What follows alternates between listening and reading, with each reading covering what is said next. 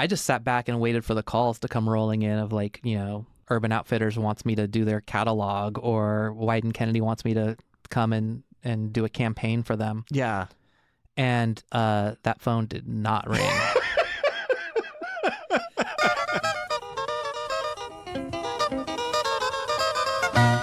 Hello and welcome to Did I Do That? It's a podcast about making graphic design and making mistakes because it's all part of the process. I'm Sean Schumacher, and joining me today, a very special guest.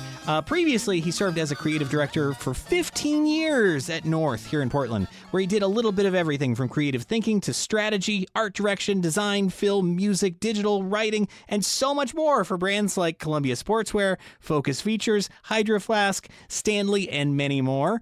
On top of that, he serves as creative director, designer, and co-owner of Imaginary Authors, a niche fragrance line. And finally, with his wife, Eden Dawn, is the co-author and illustrator of the Portland Book of Dates, which might be the single most beautiful book about Portland that I've ever owned and is available at bookstores just about anywhere. It's Ashod Simonian. Hi! Hello. Hello. Thank you so much for being here. So much sunshine. So it's so sunny in here. It's really the sun shines down upon us in this windowless room. How are you doing today? Oh, I'm good. It's Friday. It's Friday. Got to have fun on Friday, I won't sing the song, but but the joy is in my heart. That is, that's the way to be. It's kind of end of summer. Really, it feels like end of summer because I think it's the first day of fall. Is it really? I think. Oh, well, I was just saying that because I hear that the rain is coming back on Monday and will be here forever after that. Friends, if you're not from Portland, you should know that it will maybe be fun for summer, and then there will be a hard turn into the watery times. It is always, and it sneaks up on you. It's like it's the leaves start to change, and it's so beautiful, and the air is crisp, and the coffee tastes better. Yeah, and then all of a sudden you're like, oh, fell for it again. Oh no, there's no leaves anymore. Yeah, everything's it's barren dead and dry, and cold and damp for the next 8 months. Why did I say dry? It's the opposite of dry. It's the most wet. That's sort of the key characteristic. We'll edit that out later. Rutabaga. I will fix fix wet for dry. Well, I was thinking about sort of this end of summer vibe because I actually, this has been a fairly busy summer for me, and I didn't really get to do much. But I was reading through the Portland Book of Dates before this, and I was noticing you actually proposed to your wife at a place I had never been until this past weekend. Whoa. The Enchanted Forest. Enchanted Forest. Yeah, it's one of the most magical places on earth. It truly is. Yeah. It is.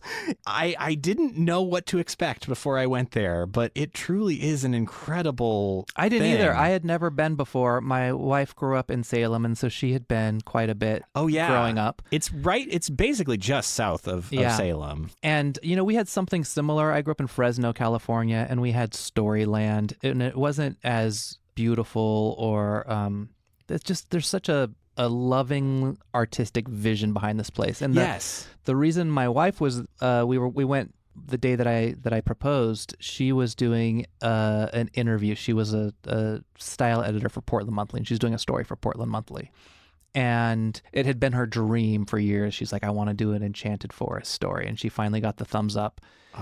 And so she was off interviewing the man, like the kind of the Walt Disney of this place, who dreamt it up and started building things out of cement in his backyard. Oh, this is Roger Tofty. Tofty? I believe. I was not sure, but he was still alive at that point. I think he is still alive. Oh, is he still? I think he's still with us. Rutabaga. Oh, no. I Sorry, could be wrong. Roger. But he is very old, but he was still cruising around on his little scooter through the park, and so much of that stuff is made by his hands. Yeah. And it truly is a craft person's paradise. It's so fun, and I was so moved. I knew that I wanted, like, when I was there, I was like, this is where I want to propose to my wife. This is the place. But we were there already. It just felt weird. Like, how am I going to get her back here without her? Like, she would know that I was going to propose if we somehow came back in the next whatever year. And there's also a hard time limit on that because, like, September 30th is, I think, the end of their Sure, year. right. Yeah, they're closed all winter long. Yeah. And so it struck me. I was just so moved by the place that I went to the gift shop and I bought a ring at the gift shop. And when my wife got out of her interview, I was like, let's go back. I wanted to see that cave again, the Snow White Seven Dwarf Cave. Let's go back I know there. exactly the cave. And there's, neon waterfall. Yes. My favorite part. It's so stunning and so magical. And I was like, this is where I'm going to propose to you. And then sure enough, that's how it happened. It was completely unplanned. I did not know when I woke up that morning I would be proposing to my soon-to-be wife. Wow. To think like you didn't even have the ring. You had bought the ring there. Yeah. And I also just love that it was the exact spot that I loved the most.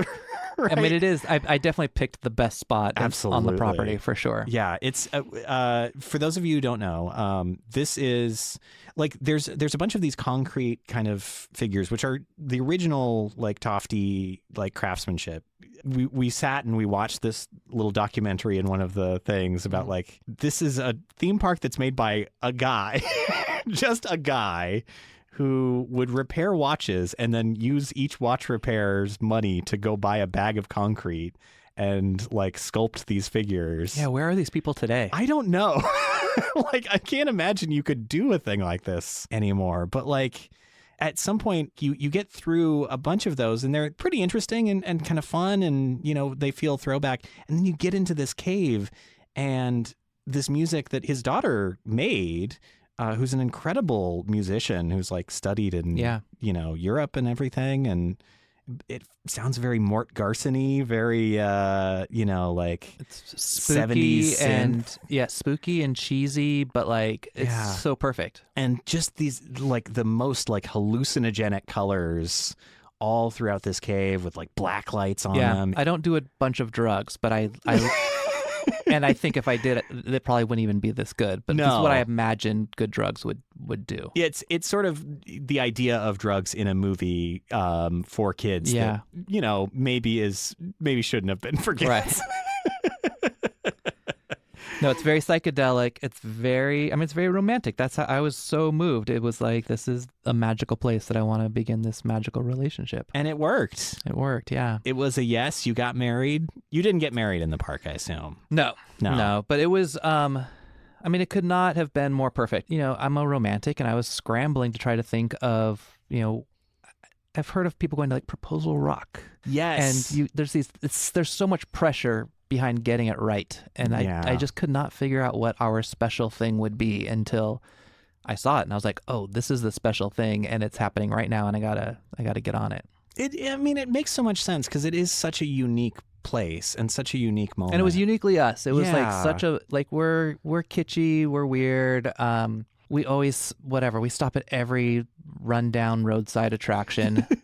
That's our MO. So it was perfect for us. The Mystery Hole, all of those. My favorite roadside attraction in California, I believe it's the Baker World's Largest Thermometer. Wow. It's terrible. It's terrible, but great. Yeah. It's the only thing in town, basically. Yeah, we when I was a kid, we went to the world's largest frying pan, which is just in Long Beach. We go there all the time now because there's another beloved spot called the Sou'wester that we like to spend our weekends at. Oh, yeah. That's a great. And I think the frying pan is still there. They also have like the world's largest chopsticks. They're like really going for it. They're trying to corner the market on the world's largest food instruments. I think something happened with the frying pan. They actually had to take the sign down. Like somebody had come up with a bigger frying pan. What? I know. The nerve. How? Of all the things, I mean, we've got to keep ahead. So embarrassing also spends so much time building a giant frying pan. Only to have it be the second biggest frying pan. It's so hard to imagine, too, that you embark upon that the second time after reading someone's already done it. Someone has made the world's largest frying pan, and you're like, I bet we can do that bigger. Yeah. Yeah. I don't want to do, a pot of boiling water or something like that. Yeah. It's got to be a frying pan.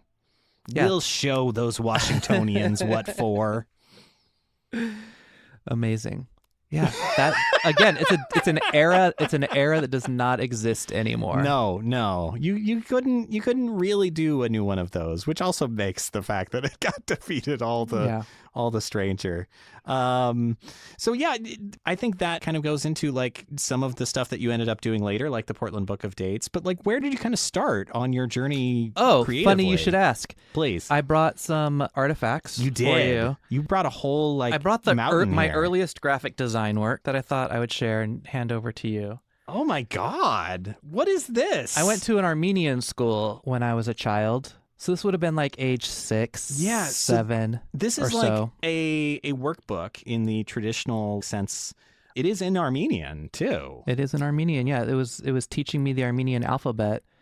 And I had not seen this thing. My parents passed away. It's probably been like 10, 15 years now. And in cleaning out the house, I found this book that my mother had saved from my days of being in this Armenian school. Wow. And it's a bunch of Armenian letters. Yeah. And then from a design standpoint, what do you see there? I see some really interesting use of color. Like, right? You are not just like, I mean, you're keeping it within the lines, but you are also like, you're being awfully kind. Well, but in a creative way, I would say you're occasionally breaking the frame. But like, the fact that you are like stratifying colors and like blending things and like this, I feel like is like the way that it's sort of going purple, green, blue, like this sort of patchwork coloration is really in now. It was as if I had to use every single crayon in the box. Wear them down I evenly. had the giant 36 Crayola crayon box, and I used every single one. And I was clearly finding some palettes. I was definitely like getting deep into color theory. Yes. At age 6. Look at that number 5. It's just the number 5, and there's 5 different colors in there. I wonder if that was intentional. Conceptual. You're already a creative director in your earliest days. But I feel like the average person might just color the thing. But I had to color, like, that dog has a green tail, red feet, a blue chest, yellow ears, a brown face, and a black body. You're trying to make the kind of dog you want to see to in the me, world. this is like, every once in a while people ask like, how are you so creative, or what is like, where does your creativity come from? And that's like, I want to just carry this book around with me because I have no idea. I've clearly always had, I think so, a weird and it's like, it's not like I was trying to be anything, right? You're so unself-conscious of yourself at this age. Yeah. Like, this is just literally what the inside of my brain looks like to this day. Oh my gosh. Look at that harp. That harp is great. The I want to call out this airplane, which is just at a... Could you imagine if that airplane existed today, you would be like, this is the greatest airplane I've ever flown on in my life. Very much so, but also if it was at that angle, your tray table better be in the upright and locked position, because otherwise you're in some deep shit. It has one blue wing with a little bit of purple on it, one orange wing, and the rest of it's kind of brown, but then there's some red, orange, green tail action. It is so joyful. If I could get on that plane today, I would We need what? Yeah. Why are airplanes not color blocked? Like, why is airplane livery so boring? I saw one this week that was just stripes. I want to say gold stripes, just kind of like a jailbreak vibes, but kind of stunning and beautiful because I had never seen anything like it. Yeah. So they are making some strides. Alaska Airlines, if you need some new thoughts, hit me up. So that's a good place to start. Like, you are already out the gate, getting ambitious and playing mixing with it color. Up, playing with color. Like, where do you go from there? Like, what sort of connects you with your creative self later? I knew from clearly this is an early age. And then I have very strong memories of being 10 years old and watching Scooby Doo and seeing the credits roll and asking my father, like, what are all these names? And he's like, oh, those are the people that work on Scooby Doo. And I was like, wait, you go to the IRS every day for your work. He worked at the IRS? My dad worked at the IRS, and these other dads worked at Scooby-Doo. And I was like, what are you doing at the IRS? You're doing it all wrong.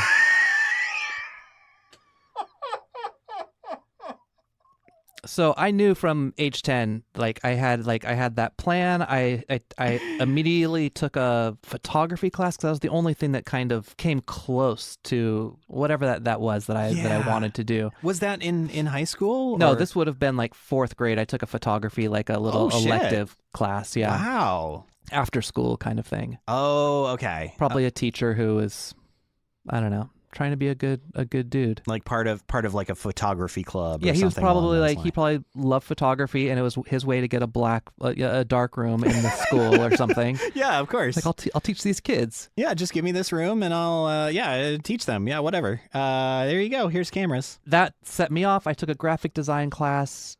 That was like a special. It wasn't part of my high school, but somehow I gamed the system and figured out like how I could go to this other school to take this graphic design class in the afternoons. Wow. And this would have been the era, it's just after the Apple screens turned from black and green to white and black. Oh, yeah. So everything was still just one color, but this program called Type Styler had just come out, which had, I think, 6 or 8 fonts on it. But you could curve the font, you could do it in a circle, you could add a drop shadow. There was a few of these little tricks. Yeah.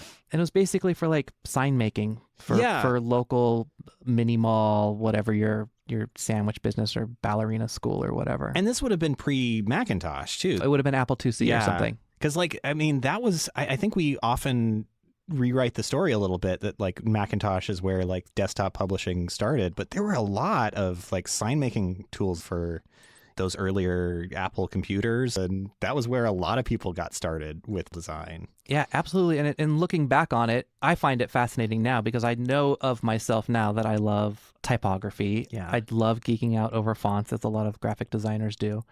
But again, to be in 11th grade and see Bodini for the first time and really fall in love with those serifs, and like there was a thing that was happening that I didn't realize was happening, and I only know it now being able to look back at like I truly believe that this is a thing that you're either born with or you're not, and if you don't get supercharged when you see a font, then like maybe typography is not the path for you. Do you remember any of the work that you were doing in that class? Yeah, we did. I remember doing, the thing that I was most proud of was there was like a big, I don't know what it was, like a graphic design challenge. What would you call it? It was a thing at the big Fresno Fairgrounds. Oh, and like it was a competition? It was a competition. And there was a bunch of competitions for all of these different vocations.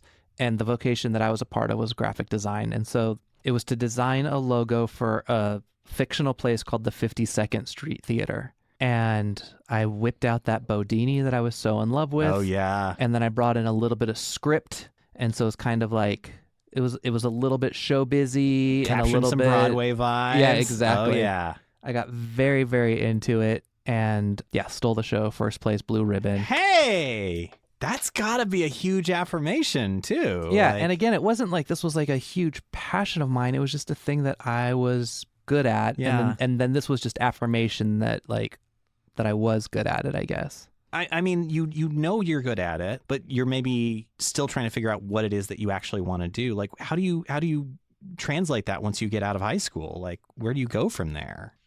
Well, I went, so a few different things were happening at the same time. I also was at this age getting addicted to television. We know it started with Scooby Doo. Oh, yes. Later became like Saturday Night Live and that kind of thing. But I had, VHS tapes of the shows that I watched all the time.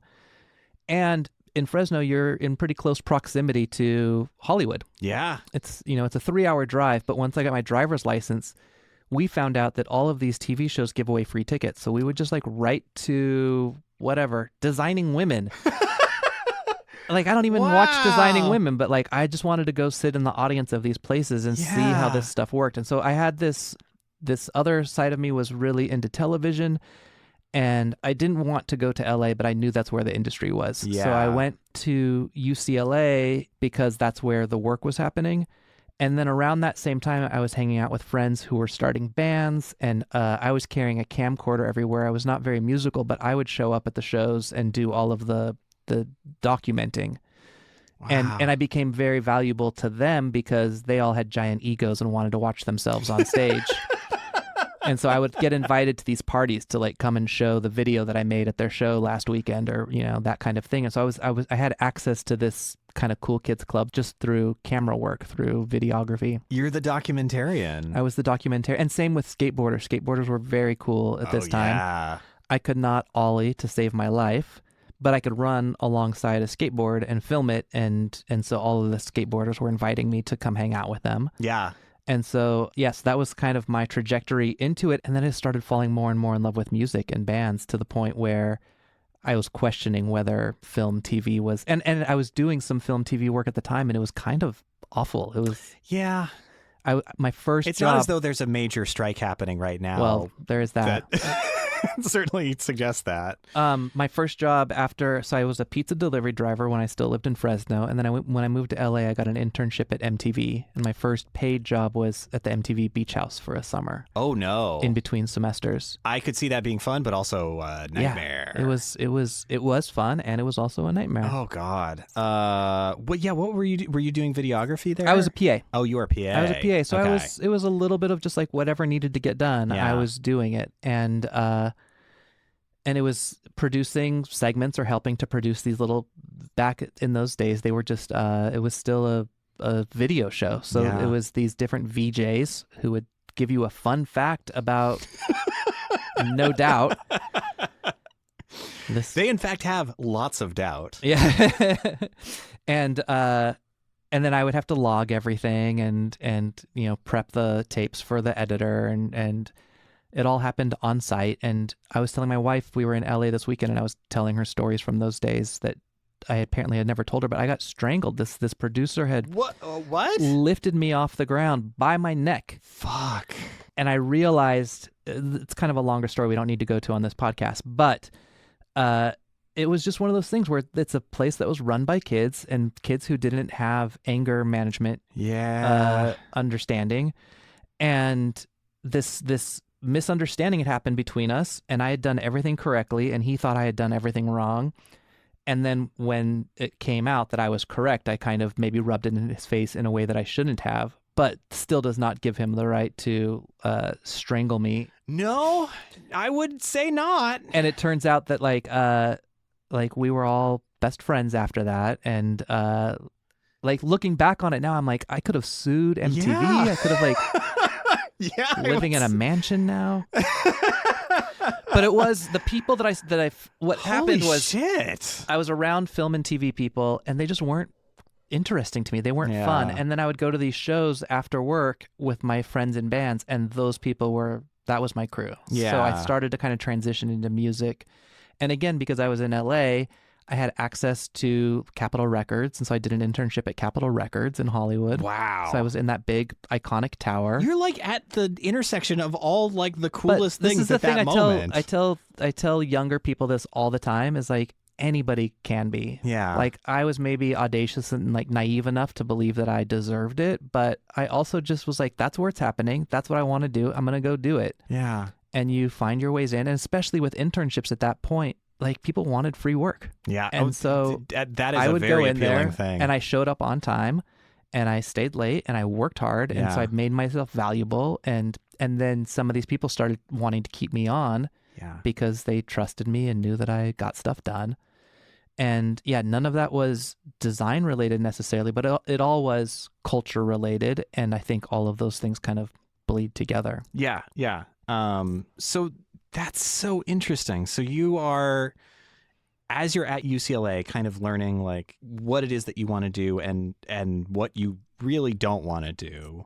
And then like by the time you graduate with a mass communications degree. Yeah, I entered the mass comm program because I was not accepted into the film and TV program. Oh, okay. And so mass communications was just kind of this general, I don't know, like it was, I'm looking back on it now. I don't even know what it was. Like I took classes that were like feminist theory that I took because it interested me, but That's cool. but how that plays into a mass comm degree, I'm not entirely sure. I mean, it was communication. Some of it was interpersonal communications. It was it was very sure. vague. Yeah. But what ended up happening, like I said, is there's these internship programs. So I was able to get into these fields even though I wasn't in the film program. Yeah.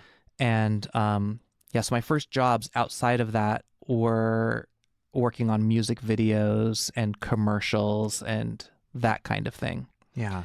And then the design came in because then I started playing in bands, and all of a sudden we needed posters for our shows, we needed flyers, we needed album artwork, and so that was my real, like, I know how to do this. I did the 52nd Street Theater, first place. And it's the same thing as like being the documentarian. Like, you have this very important role of like getting the information out there that, like, you know, it's got to fall to somebody, and like if you can do it, then you'll always have work with those folks. Absolutely. And I was never sometimes maybe to my discredit, I was never one thing. I always was just like, give me a task and I will be the best I can be at that task. And I kind of prided myself on not being great at anything. Well, that's, I think, honestly, I always try to encourage folks not to over specialize, in part for that reason. Like, I'm always jealous of specialized illustrators, especially. I'm like, wow, your art is so stunning. I would be so unhappy illustrating the same thing over and over. Like you those illustrators, you're like, this is the thing I'm good at. This is the thing I get hired for. Yeah. And then you just get hired for it over and over and over again. And it would just be so depressing. I need to have my fingers in a lot of different pies. Yeah, I was listening. A friend of mine from back home recently appeared on another podcast, and I was listening to that, and he was talking about like the way he got really good at illustrating was like he took the same piece and he worked on it for like 2 months, and I cannot fathom how that. I mean, there's a time and place for that, right? Like there is a thing about. I was also just looking today. I saw on my Instagram an old friend of mine from Fresno is an illustrator in Portland, and OPB did a piece on him. And he does these very intricate drawings. His name is Icho. He does murals around town as well. But they were going through his intricate drawings, and he was, digging in, talking about how you could discover these little worlds. And I could appreciate for himself getting lost in those worlds. And I could appreciate the mental health benefits of having a giant canvas and just filling it 1 inch at a time with these little tiny Easter eggs, and how fun and gratifying that would be years later to go back and look at that stuff and see it for the first time again. But for me personally, that's like, it just sounds like torture. It does. And I think that's the counterpoint is like, I think the good part about being a generalist is when there is something that makes you feel like, oh, I can't do this anymore, you can move on to the other thing. And that's really valuable. Honestly, that's why I did not know that I would end up working at an agency or that I would end up loving it. But the thing that I loved was that one day you're working on a commercial, and the next day you're working on billboards, and the next day you're working on a website, and then you're working on music. And I just felt so satisfied to be able to play in so many different sandboxes. Yeah. So you're getting out of college now and getting into the music scene. Like, how do you start to, like, because I assume that's kind of where you get back into design, doing that kind of work. Like, what's the trajectory from there to like by the time you move to Portland? I mean, honestly, it was I became a musician. I played in a band for a while, and we got a little bit of, we were touring and had a little bit of a very tiny amount of success. It was, my bar for success at that point wasn't very high. Oh, so this just kind of became your primary focus, is just playing music. Yeah, it was funny. I had a little bit of a racket where I would pick up jobs in LA working on a music video or a production. Yeah. And make a bunch of money because the film industry pays well. Yes. Used to. I'm not sure if it still does, but it did at that point. And then I would take that money and go on tour and lose it all. But I had a lot of fun doing it. And then I was a very big fan of this band called Pavement. Oh, yeah. Do you know Pavement? And they were also from the Central Valley, and so I just kind of felt this kinship with them. And we were having a party after one of our shows one night, and one of the guys was there from Pavement, and so I was very careful not to geek out too hard on him. And through that, we became friends. And then when Pavement broke up, he asked if I would join his band. Oh, shit. And so it was a, dream come true. I was like touring the world, playing with all of my favorite bands. I am also like first and foremost a fan. Like Yeah. I always and again across all of these different genres, I remember this is kind of relevant now because this guy has a movie coming out, but one of my classmates in 6th grade was Adrian Tomine. Wow. Yeah. Holy shit. And in 6th grade, there was the same reaction. Like Adrian Tomine was a superhero. Yeah. And he's the Incredible one cartoonist. who introduced us to the Teenage Mutant Ninja Turtles comics way before Teenage Mutant Ninja Turtles became a movie or anything like that. Just like the pure indie, like. Yeah, he was so Kind of- cool. He knew yeah. all the comics. He had this illustration style that was so. He always designed our yearbook covers. I tried to find it to bring in, but I remember very vividly he had drawn a little doodle as like, when you get your yearbook signed. Yeah. And I had gone and like flipped the page over and tried to basically draw the thing that he had drawn. Wow. And it was just a few lines. It was like 80s, so it was like a cool kid with a, floppy hair and a collar and like sunglasses. But like it just looked like it was such a good illustration. Yeah. And I was so jealous of his illustration style that I tried to replicate it on the next page. And it was the same 6 lines, but like mine just didn't look good and his looked solid. And that's something I've grappled with my whole career. But the point of that story is that I have always been a fan, and I've always been someone who is curious and looking out at like what everybody else was doing and appreciating what other people were doing. And when I started getting into the music scene, I think a lot of my whatever golden ticket was just like being very gracious and very like I was so happy to be there and be invited into the room with some of these people that I never took that for granted. It matters a lot. It matters a lot. And I mean, just to bring good energy into those spaces. Like, I mean, if you can be there and be kind and be helpful, like that sort of positivity in any environment is going to be like so valuable. Absolutely. And I should mention, like, I'm not a good musician. And I told this guy that straight up when he asked if I would be in his band. I was like, I don't play guitar very well, right? And he was like, that's fine. Like, I don't play guitar very well either. And again, this comes back to my career so often with design of like, I always felt like I wasn't a good enough designer. Yeah. And what it comes down to is you learn your tricks, you learn the tools to you find that you make the tools work for you. Yeah. And the thing that I was hired for, I believe, was I was a joy to be around. I was not an awful drunk. I wasn't picking up on girls and embarrassing the band. These are unfortunately rare things in the musical world. Absolutely. And I was responsible. I was like keeping gas receipts and like kind of taking care of the business side of things. And wow. like I was just kind of holding down the fort in a way that some of the other guys in the band weren't. But in all fairness, they were playing the right notes. You got to have both things, though. You got to have both things. I mean, just to know how much money you have at any given time if you're on a tour is pretty fundamental. It's always zero. It's always zero. What can you do? So you're doing that for a couple of years. Yeah, for like 10 years. 10 years. I was that's a lot of years. Yeah, I was on tour all the time. I kind of became homeless. I bought a van. Yeah. And if I wasn't on tour with my band, I would find some other band to go on tour with because I had the tour manager skills at that point. And I didn't have a place to sleep. And I was like, I'd rather sleep in a different fancy hotel every night than, my apartment.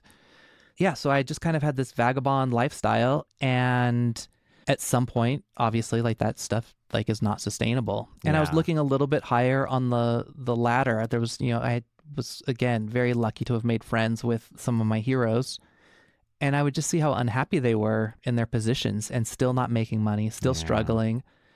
And every time we came through Portland, it was so magical and so special. And we had so many friends in bands. Our band had toured with the Shins in Europe, and those guys were all buying houses in Portland.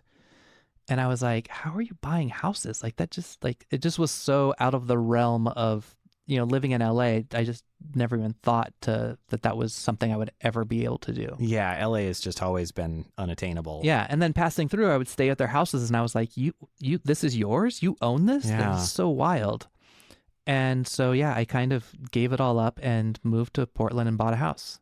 Wow. Okay. And that's a big shift from like Totally. having nowhere that you could like, drop your bags off in to. It was so naive. I thought it'd be so much easier than it was. And I also thought, I didn't realize that this time, I paid $0 down on the house. Wow. And oh my God. there was like no paperwork. They were just giving these loans away at that time. Yeah. And it was a really, really bad loan. It was the loan that ended up kind of destroying our economy a couple years later. Yeah. And it just worked out that I was a late adopter to this loan. And so when everybody else was faulting on their loans, I was still locked into mine. And then after my 5 years were up and, people were getting screwed after their 5 years because their interest rates would be through the roof. Yeah. Mine was the exact opposite. My mortgage went down like $1,000. Because your home value had gone up? No, just because interest rates. I was paying like 8% or something. I'm not a numbers person, so I'm going to get all these numbers wrong. But I was paying a high interest rate, and then it automatically readjusted. And as opposed to readjusting to 14 or 15, which is what was happening to some people who lost their houses, mine readjusted to like 4. Wow. And I was like, this is great. I guess I'm staying in Portland. But I had a very strong vision at that point that I was done with music and I was done with film and TV. And I didn't know what was next, but I knew it wasn't those things. I had taken a bunch of Polaroids on tour, and I had this idea that like I had this idea years and years prior of bands not playing music, because all of the photography I saw of bands was either live shots of them on stage, bathed in light, looking like rock stars, or the setup promo shot where they're standing in front of a chain link fence or brick wall, looking tough, and you can almost smell the dumpster right next to them. Exactly, and I just started to amass these Polaroids of these more candid moments and these more personal moments. Yeah. Backstage and at truck stops and stopping to swim in a river and just these like other little moments that happen on tour. And almost calling back to your like earlier documentarian Absolutely. stuff. All of the stuff is connected, and I had no idea that it was all connected. Yeah. The Polaroids happened because I went to a show that was out of town and I forgot to take my camera. And I was like, the whole reason I came to the show was to take pictures, and I forgot to bring my camera. And so I just went to Target and I bought a Polaroid. And then working in film, a lot of our castings were you'd buy Polaroid film for the castings. Yeah, just quick, and dirty. So I would always just add 2 or 3 packs. I don't know how many we're going to need. You say 7, I'm going to say we need 10. And then whatever was left over, I would put in my bag. And so I just had all of this, because that film's not cheap either. No. So I just had all of these photos, and I had this elevator pitch that was, what happens the other 23 hours of the day when you're on tour. And so naive, I moved to Portland and I was like, I'm going to make a photo book. There was this publisher out of New York that had just done this really beautiful like Wilco coffee table book that had actually won a Grammy or something like that for packaging. And it was just such a pretty artifact.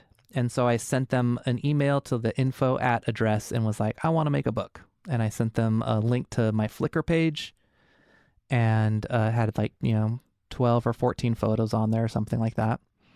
And got an email back the next day that was like, great, let's do it. Oh my God. I know. I can't imagine. So ridiculous. Wow. I mean, there's so lucky, and also it was something I've been working on for years and years and honing in on this very specific special thing.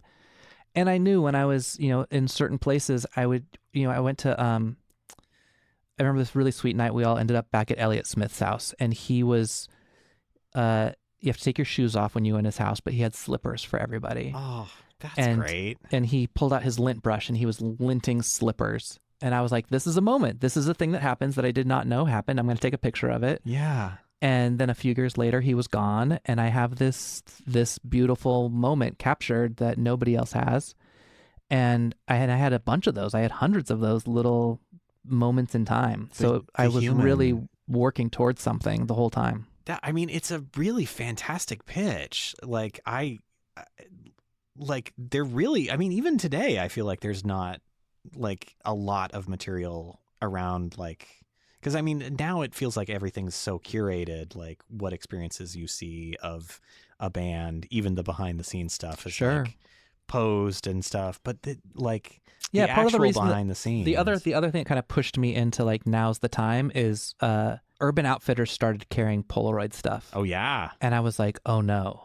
This style, like this thing that I love because of its vintage quality and its haziness and its kind of unexpected mistakes, the lo-fi-ness of it. Yeah.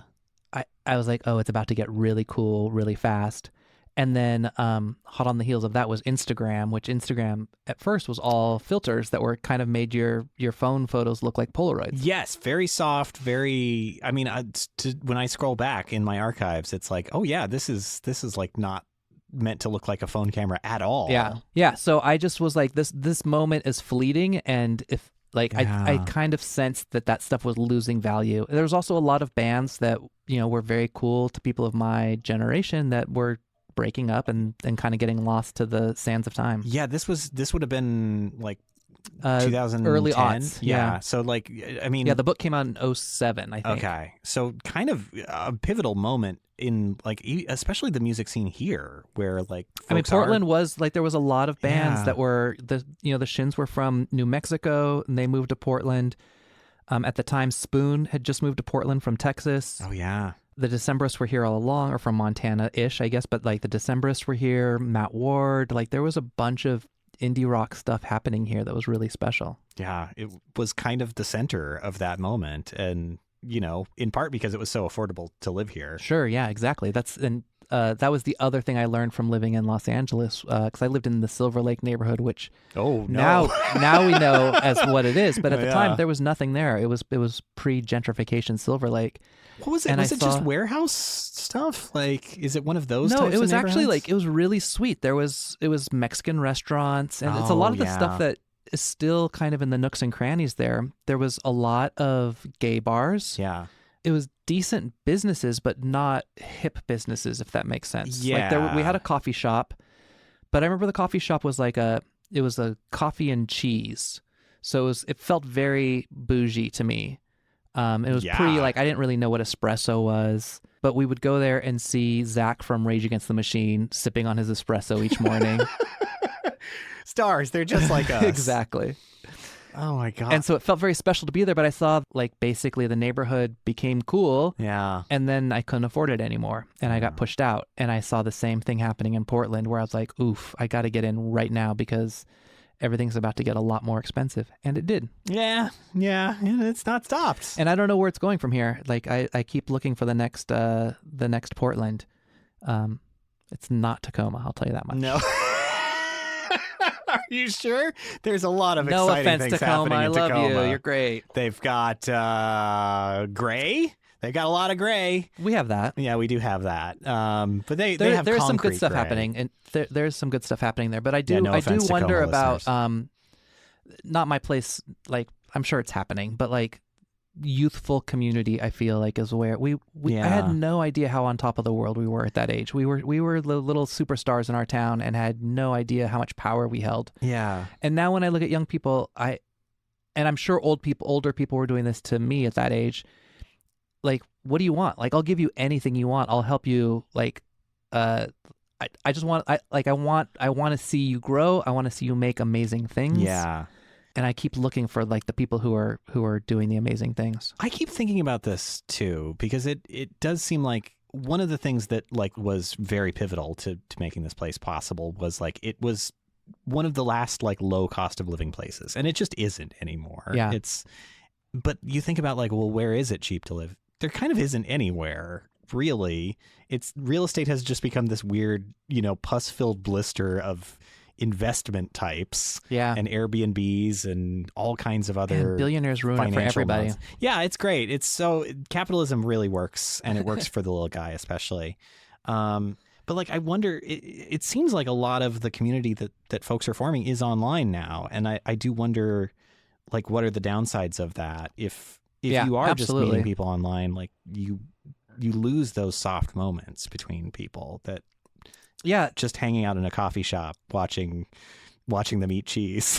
Yeah, so much of what happened in those days I don't think we knew it was happening until it was gone. And maybe there's some version of that now, but we were making connections, and a lot of those people who were, the weirdo artists of that time are now doing big, amazing projects, because that's everybody goes on. Like, everybody grows as your career advances. Like, you get bigger and bigger projects.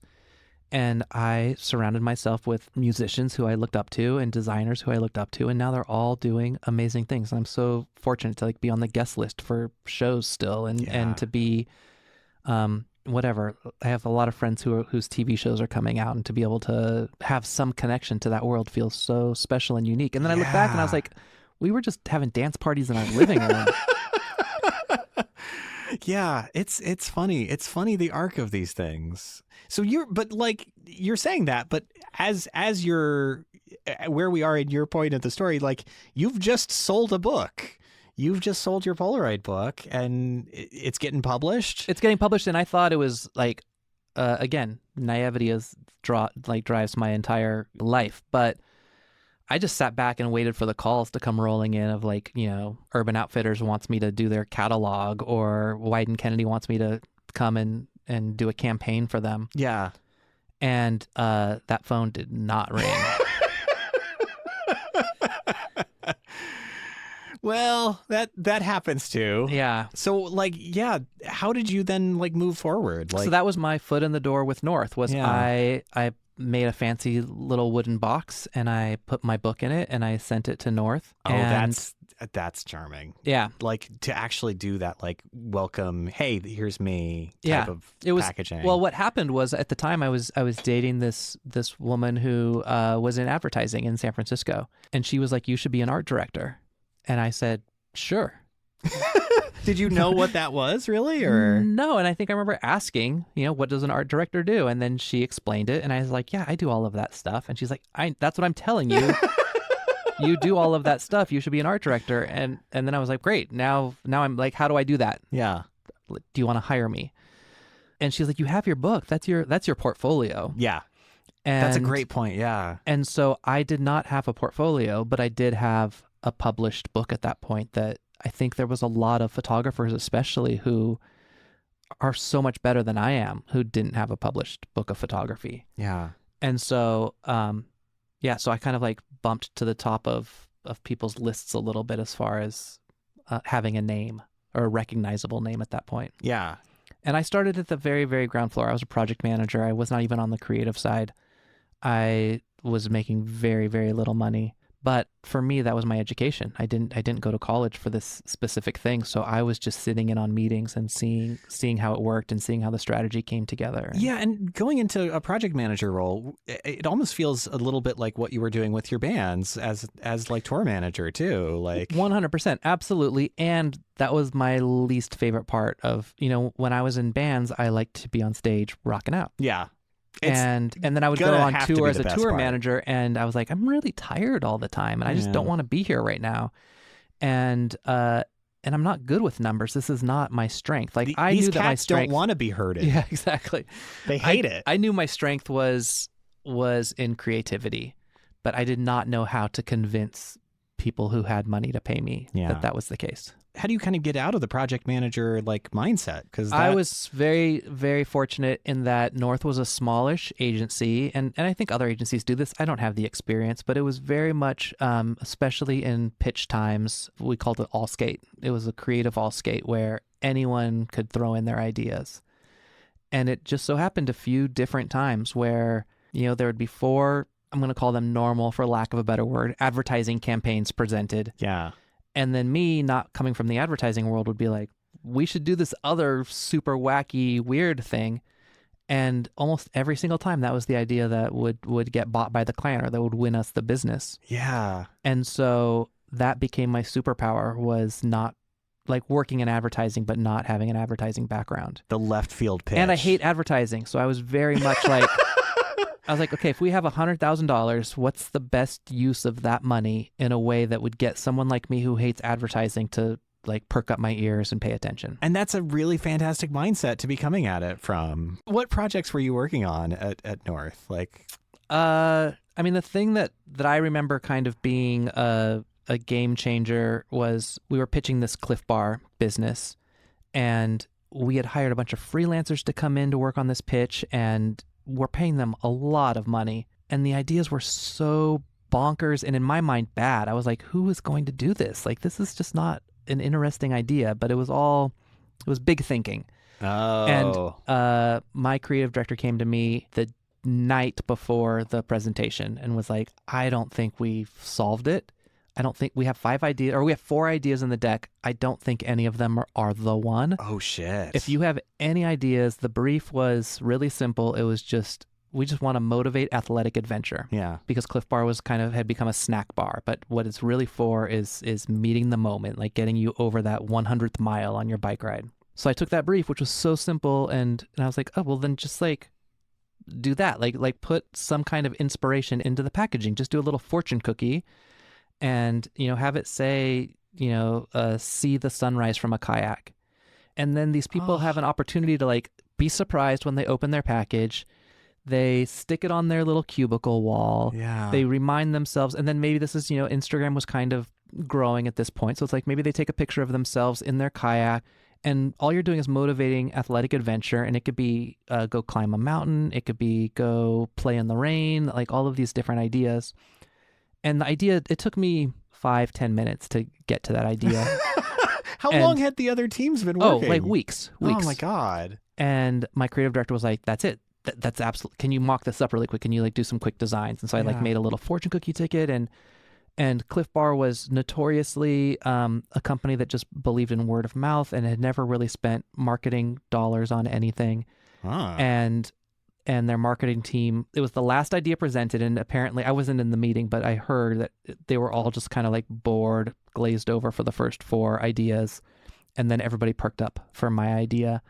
And they went to the vice president, and the vice president was like, this is brilliant, however much money you need. So like everybody was coming out a winner. The department was all of a sudden looked like heroes themselves. And my creative director came back to me and was like, you are an art director now. Like you just made the leap. Like you just earned your way into the ranks, basically. That flipped the job completely over. Oh my God. That's huge. Yeah, it was it ended up immediately after that, the job was given to somebody else, not me, a different art director, who then got it over to over the finish line, but it was really just like the next several hundred yards. Cliff Bar got to this point where they were going to change their factories to accommodate this piece of cardboard going into their food products. Oh, wow. And then it just became too complicated from a production standpoint to make it happen. And so they ended up just instead of it being a card, like a fortune cookie, it was just on the back of a wrapper, which to me was a lot less interesting and exciting. And so the whole, as a campaign, it kind of fizzled. Yeah, you don't have to open up the Cliff Bar if it's just on the back of the wrapper. Yeah, there's no surprise and delight. And it's not like you don't want a greasy wrapper hanging in your cubicle. There was a lot I felt was wrong with it. But look how many Cliff Bars I've had today. I will tell you, being in that biz for 15 years now, I have not seen a single project that did not get dumbed down and ruined over the course of rounds and rounds of approvals budgets, and like it's so hard to have a good idea still be a good idea at the when it actually comes out. There's stuff I'm proud of, there's stuff that came out great, but so often the fun thing or the thing that really sparks you about an idea doesn't ever make it across the finish line. Yeah, I mean, agency work is famous for Frankensteining, and you never end up with what you started with. And sometimes it's better, but sometimes it's not. Love the collaboration. I was different than other art directors I was surrounded by in that if somebody said they wanted the logo bigger, I was willing to hear that out and ask like, okay, I guess we're like, to me, I also learned, again, this was a really great creative director I had. He was like, what they're saying is the logo is getting lost. Yeah. So you don't necessarily need to make it bigger. You could actually make it smaller and create more negative space around it, but it would draw your eye to that space. Yeah. So there's other tricks that you could do. So it became, that was the beginning for me of asking what the problem is and how to solve that problem. And I felt like that was another strength that I picked up early on, where I was willing to I didn't get cranky about feedback. I felt like the feedback always came from a good place. And then my job was just to kind of decipher the language of like what you're asking for and what you really want are usually two different things. That's a really hard mindset to get into. Sure, yeah. Like it's very normal to feel possessive, especially over like a creative idea, and to feel like, oh, who are these outsiders who are giving me this silly feedback but like to be able to put yourself in their shoes and look at it, like that's really that's so great. Another career hot tip from my experience is I always had creative projects on the back burner, on the side. I was always making things. And because I had these things that were purely my own, I didn't care if the print ad didn't look like me. You know what I mean? Like I was putting my creative energies and my heart into something else. And then, you know, if you want your can to have lightning bolts on it, that's your jam, buddy. Yeah, you can make that happen. Yeah. Speaking of cans, I know. I just just where my eyes were wandering. We need to clarify. There's some cans that you designed in here. It's not, but yeah. So this is a project that you also did at North. Yes. Probably, I think you were saying your most prominent project that you worked on. Do you want to tell folks what it is? Sure. Yeah. I designed these iconic. They really are, though, is the thing. Guayaki yerba mate cans. Yes, you see all them over campus. They're everywhere. Usually held by some weirdo. That's always weirdos drinking it. I say that with love. I'm a weirdo myself. I love weirdos. The drink for weirdos. That's actually a pretty great pitch, to be honest. Yeah, it was cool. It was, you know, at the time, it was just another project. I didn't realize how big it was going to be, or that, I mean, it's not so much that it was big. It's just that it is more than any of my other work, the thing that I still see in my life. Most campaigns have a shelf life, right? Like a billboard is up for a month or something like that. And these cans are still out in the world and still in the gutters all over the place.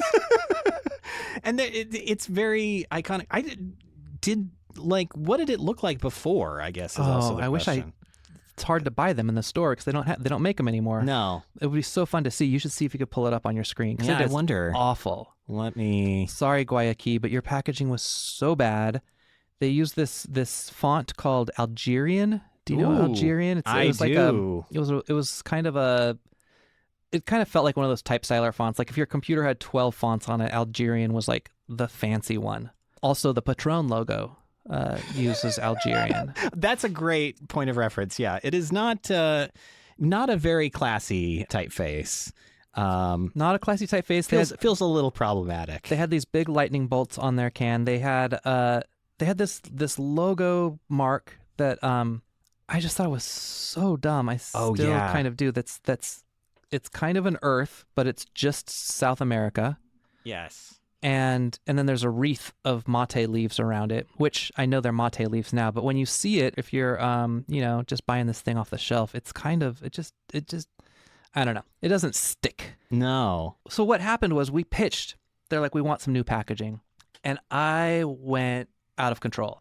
We did the whole packaging line, but at the time I did I made so many. I'd never designed a can before in my life, and I was having the time of my life designing all of these different cans. And then same question as always was like, what's the can I would want to hold? Yeah. What's the thing that I wouldn't be embarrassed to be seen with?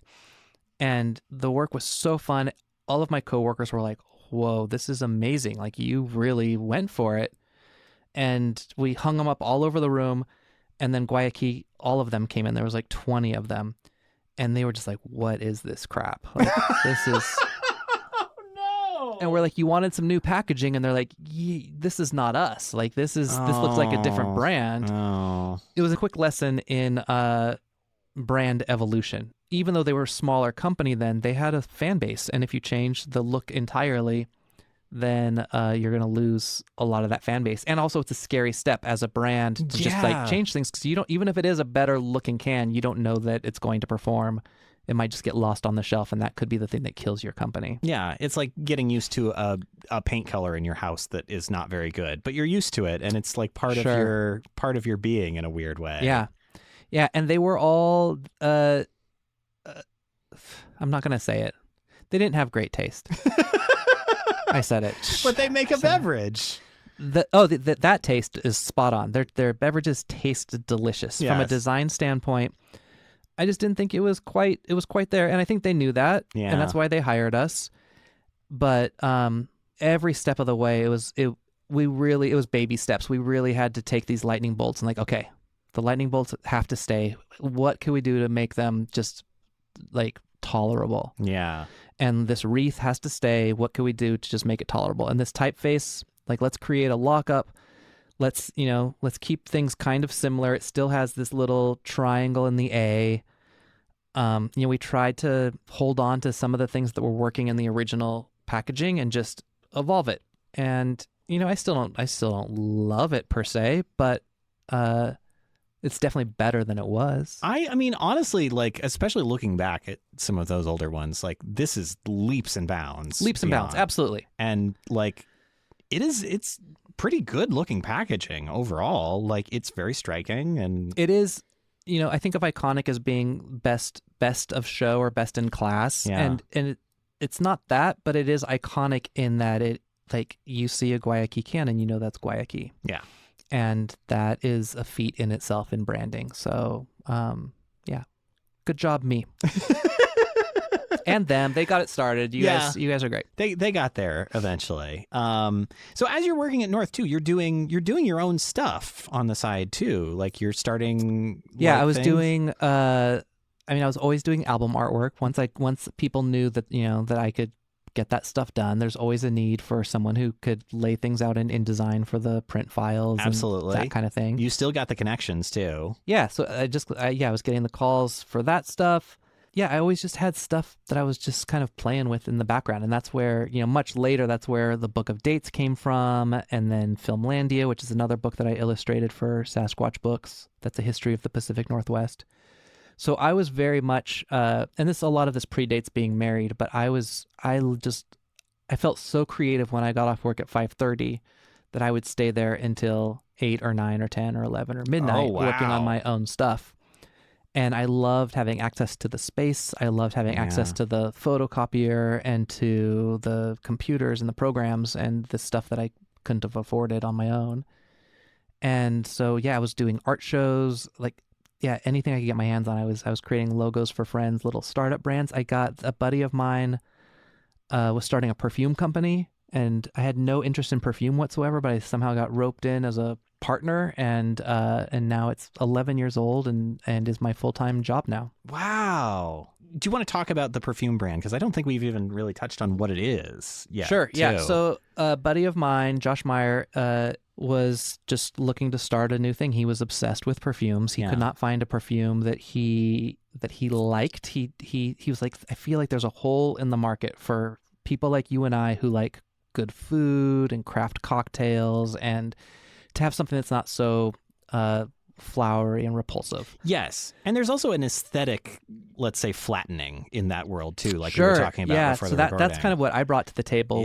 Was I was looking at the competitive market, and everybody was just doing white labels and black type, and it was, the trend then was like the perfumer's name and a number, Le Labo 17 or whatever. Like, it was just kind of this it was just so boring. And I actually told him no. I was like, I'm busy. I was working on my own project at that time that I was trying to focus on, a writing project. And I was like, I just don't have time. This is a lot of work. You have 7 packages. It's going to be so much work. Oh, God, yeah. And you're just starting up. Like, I would feel bad asking you to pay me the amount of money I would need to make this work with my, how much time this is going to take. Yeah.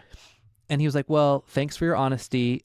I would love for you to try some because you don't wear perfume and you seem like someone who would if they found one that they liked.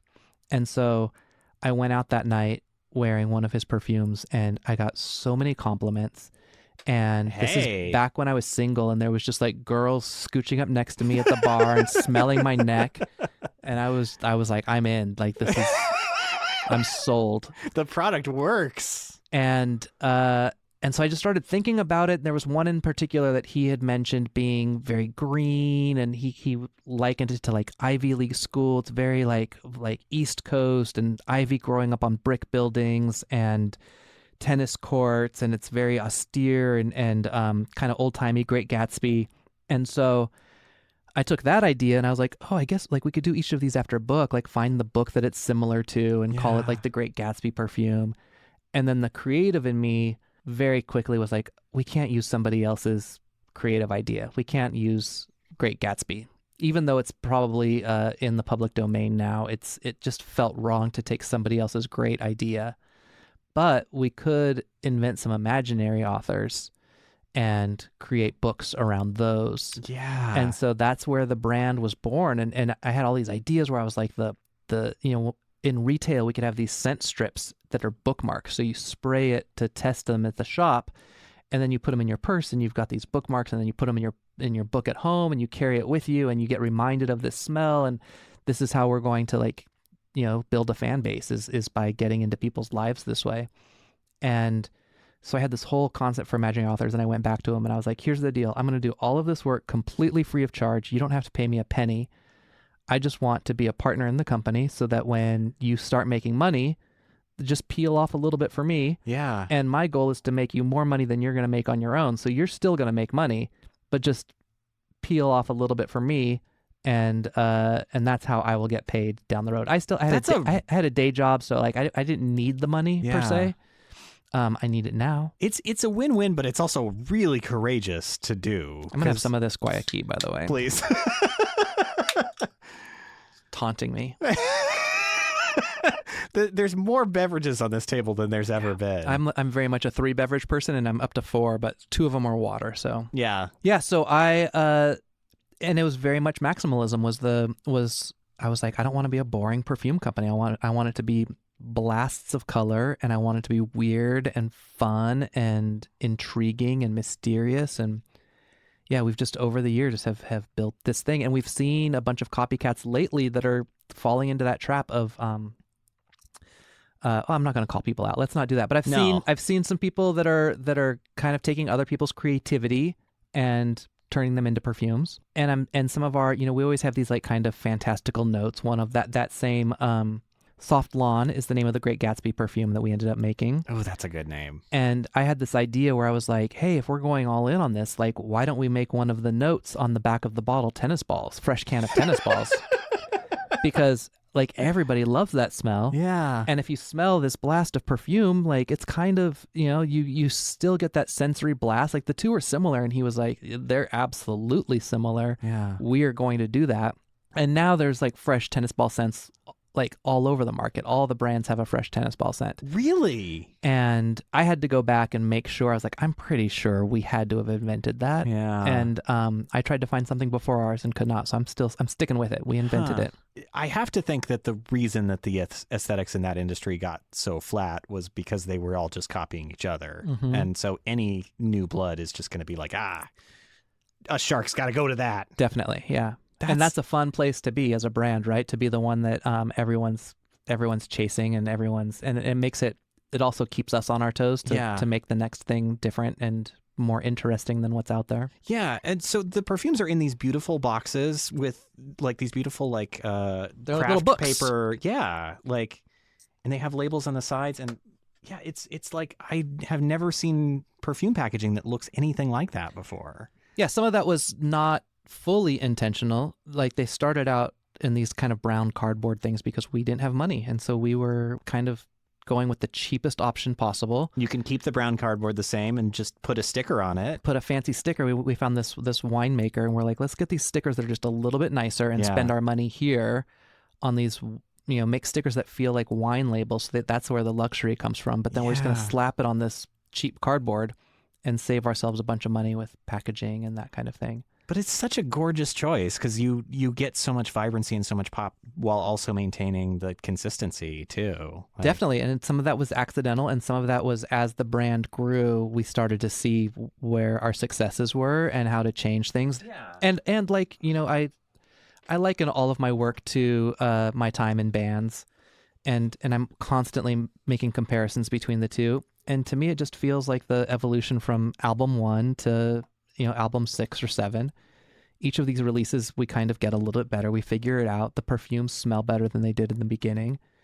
So together we're kind of growing. And I think that's, there was a moment during the pandemic when a few perfume brands came out that were showing up in my feed and looking really beautiful and making me very jealous. And I felt, oh no, like they're coming for us.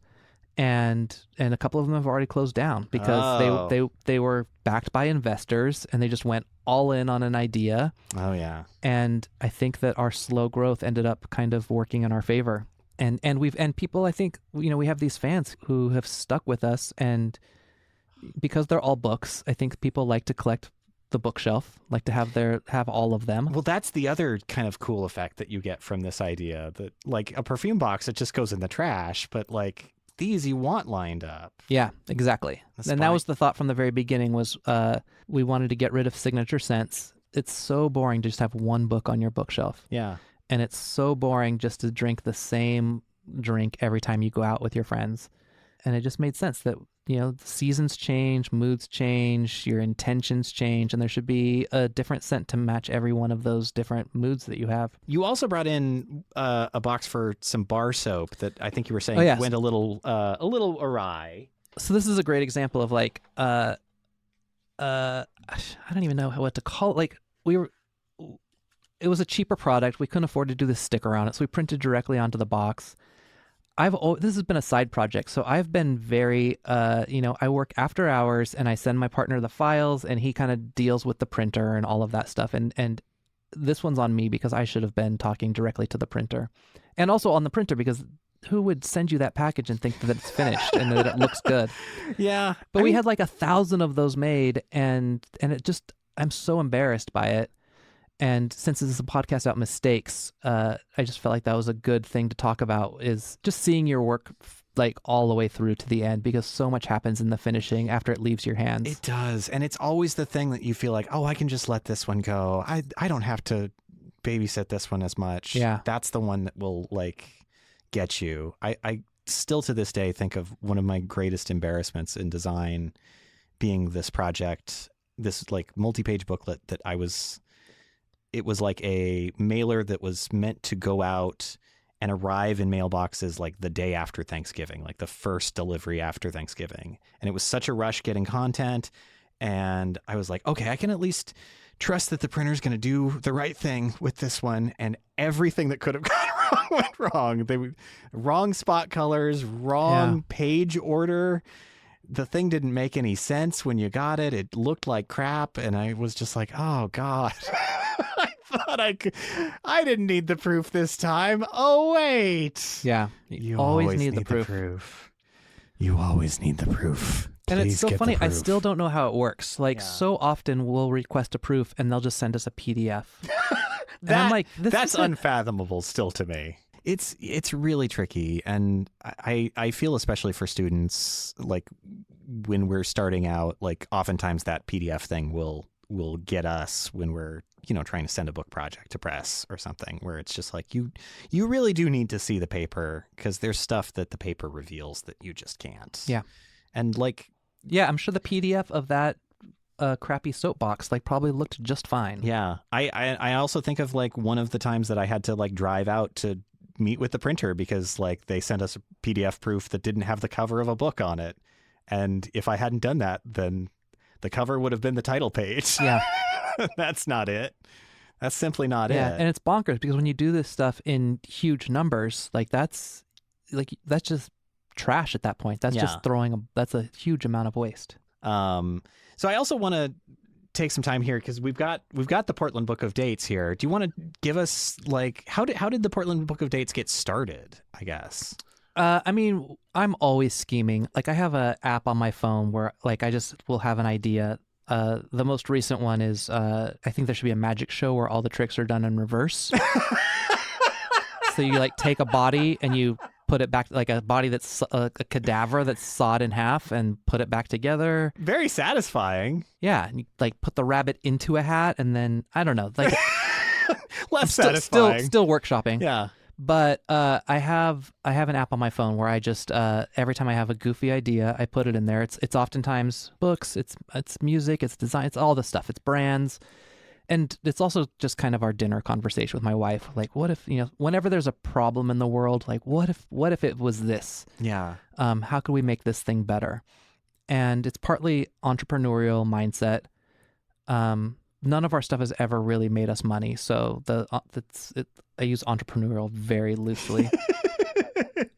But the Portland Book of Dates, we were just out on a date we were just like out on the Washougal River having a little picnic. We bought this Pendleton picnic blanket and went out and had a lovely little lunch. And she was like, how come we're the only ones who do this? None of our friends are out here on these adventures. We would go out every weekend and just take these drives, explore. Yeah. And I was like, someone should make a book of all the places that we go so that like people, like they just don't know these places exist. And I have a special eye. Like it's always different, but I would flip through the Willamette Week or the Mercury or Portland Monthly or hear from a friend or see somebody's Instagram picture and be like, where is that? I've always been curious.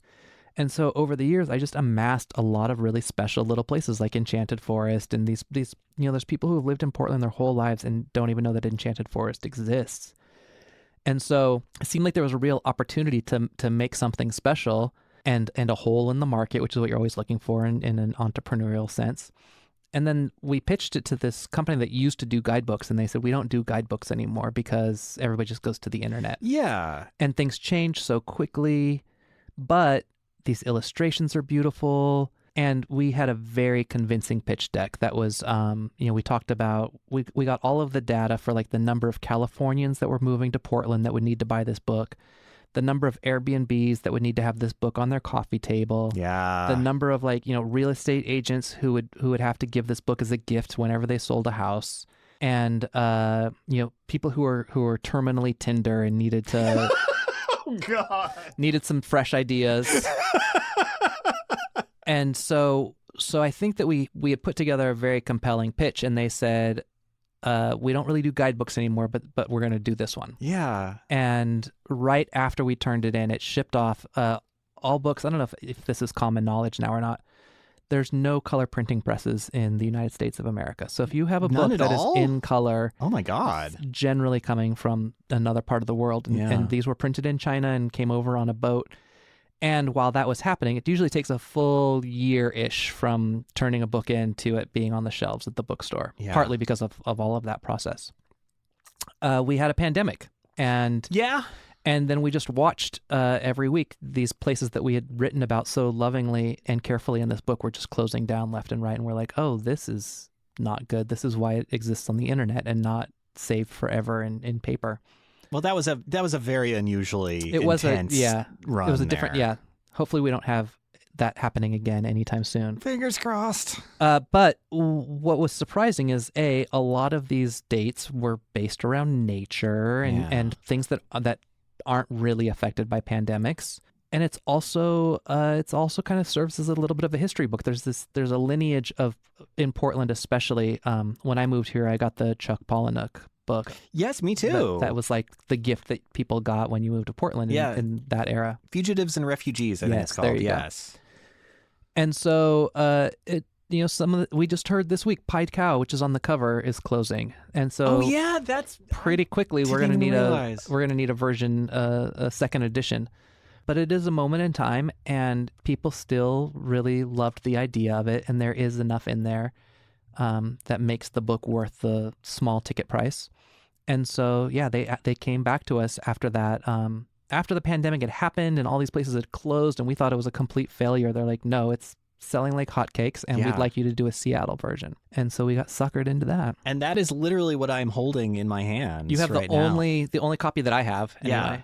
And probably from the first run. We'll be in bookshops in November. It is gorgeous. Like you were talking about before we started recording, like just how much went into, because there's 150 illustrations in Portland Book of Dates.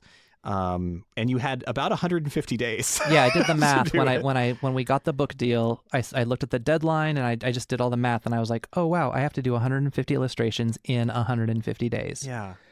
And it was an aggressive deadline, and it never sounded easy, but it ended up being far harder than I expected it to be. There's a lot. I just missed out on a lot of life. There was a lot of stuff happening around me that I was missing out on because I was staring at my computer. Yeah. But you did it again, and like there's not a shortage of illustrations in the Seattle one. Like I would say that there's just as many. Yeah, absolutely. And Absolutely. they're gorgeous. Like, it is a really, really lovely book. And I'm not an illustrator. This was something that I basically invented for this. I mean, I didn't invent it. I was very inspired, again, because I love other people's work. I'm a big fan of risograph work. Yeah. And I had a couple of books before Kate came along and started infiltrating Portland with with risograph designers.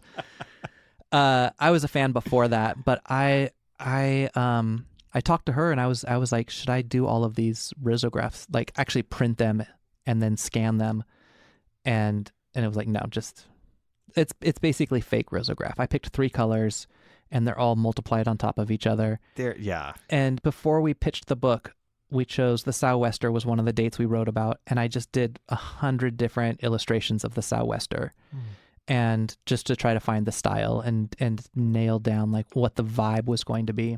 And then we just picked those 3 colors and the kind of risograph idea of layering and a little bit of collage elements. You know, if we're somewhere and we get a receipt or a ferry ticket or something like that, I would scan that in and layer it over it to kind of give some dimension to things.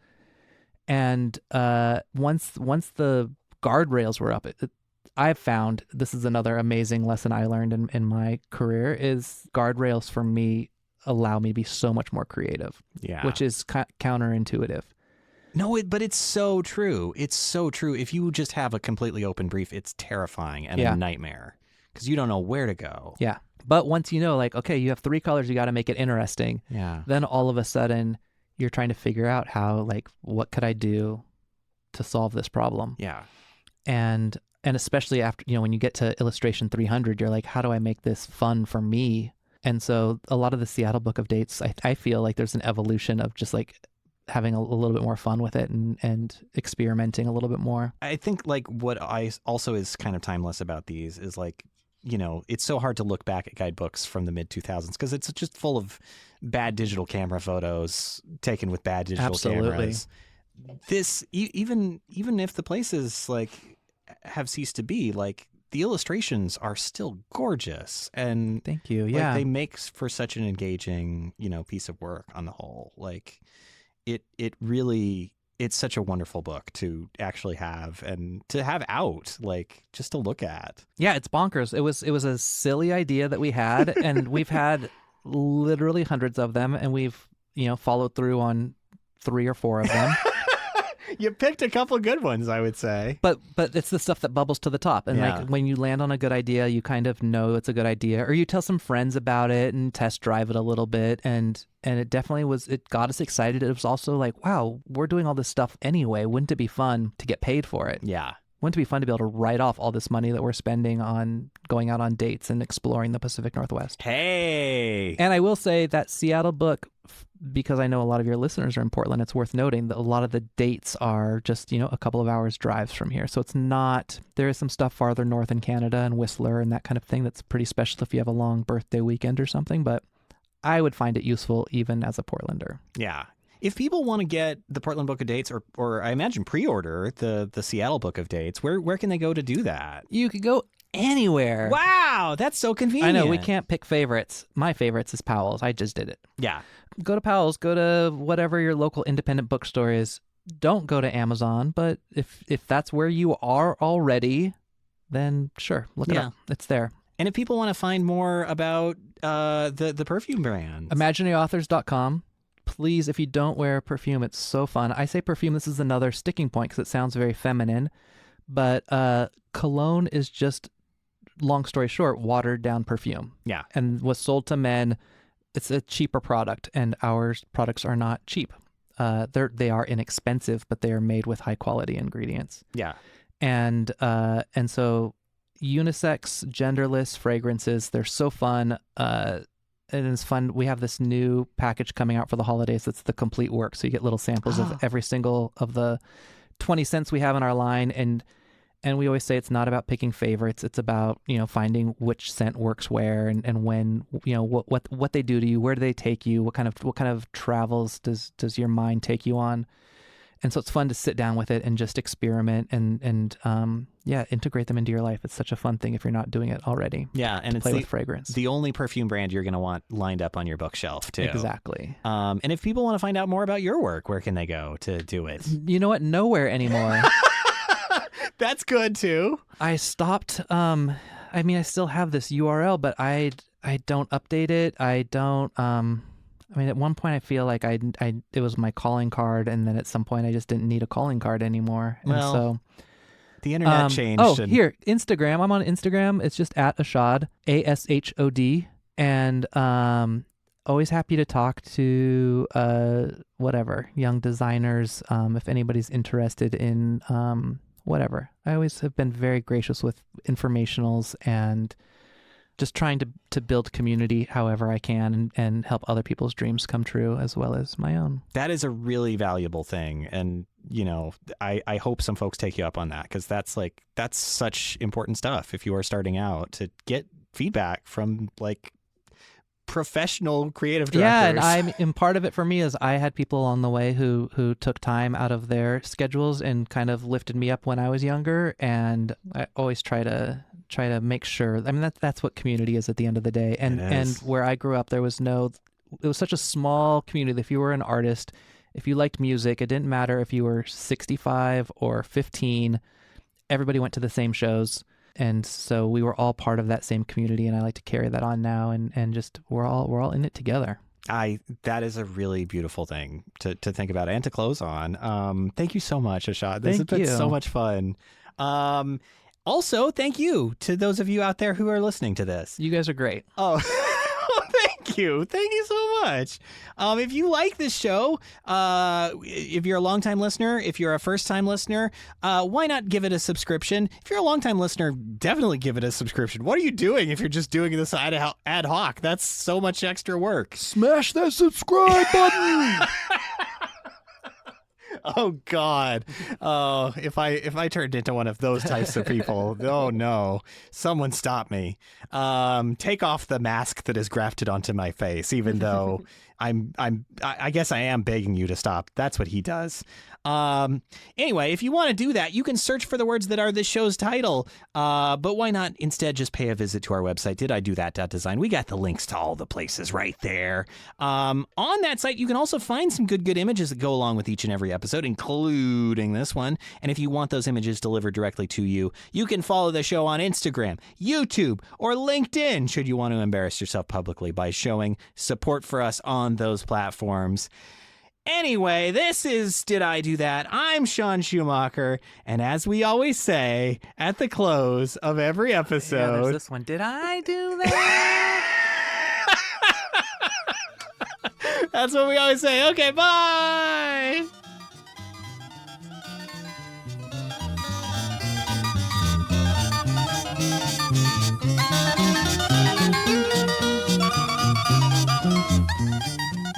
And then my biggest claim to fame, I think.